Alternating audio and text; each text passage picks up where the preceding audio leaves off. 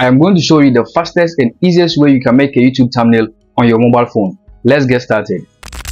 What's up everybody? If you are here for the first time, my name is Reed and you're welcome to another video. If you want to learn how to grow faster on YouTube, how to edit YouTube videos and everything YouTube related, then subscribe and hit the bell icon so you don't miss any of my uploads. And if you are a returning viewer, thanks for coming back. Now let's jump right in. Take a picture of yourself and leave some space at one side.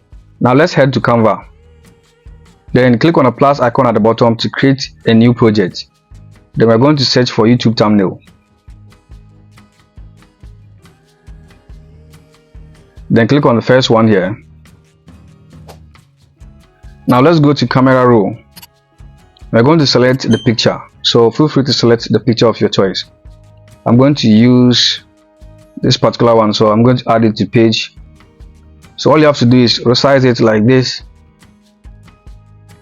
nicely and leave the image at one side and some space at the other side, so something like this. Then we're going to put some text at the empty side. Next, we're going to put a fade element at the empty side so that when we put our text there, the text will be very visible. So go to element and search for fade, and I'm going to use,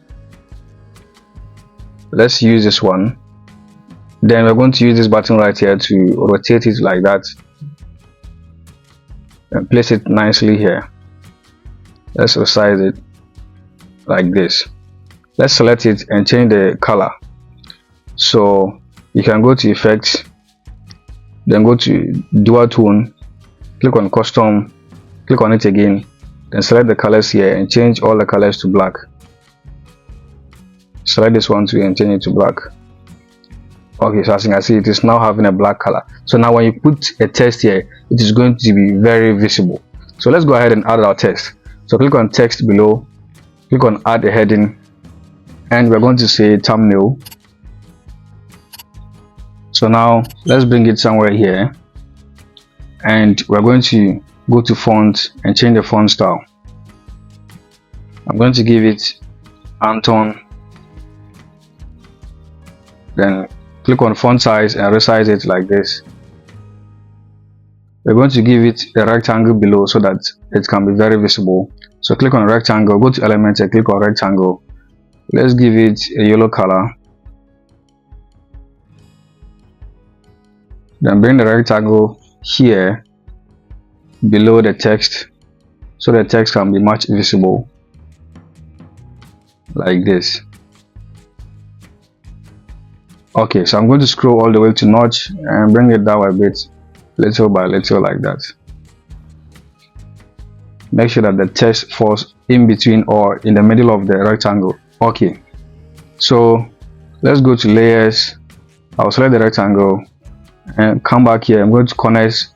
I'm going to give it a rounded corner. This is okay, maybe 10. Okay, I'm going to go back to layers, then click on select here, then tap on the text to so that the text and the rectangle will be selected. I'm going to go back, then now I'm going to click on group. So now they are grouped together. I can resize or move them together like this. Okay, let me place it somewhere nicely like that.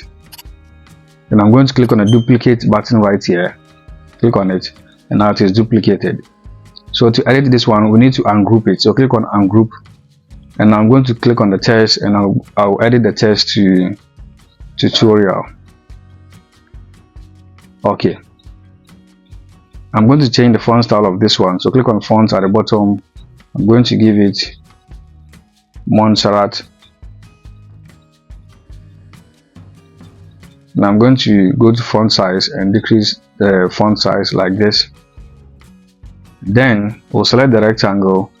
This time I'm going to change the color. So click on color. I'll give it red color. Then select the text and give it white color so they can be very visible. And I'm going to resize the rectangle and select the text and make sure that it is in the middle of the rectangle. So click on notch. I'll just do some little movements like that. Okay, nicely. So I'm going to group these ones too. So go back to layers, click on select. Once the text is selected, I'm going to click on the rectangle to select that one too. I'll come back, then I'll click on group, and you can move this one to like that together.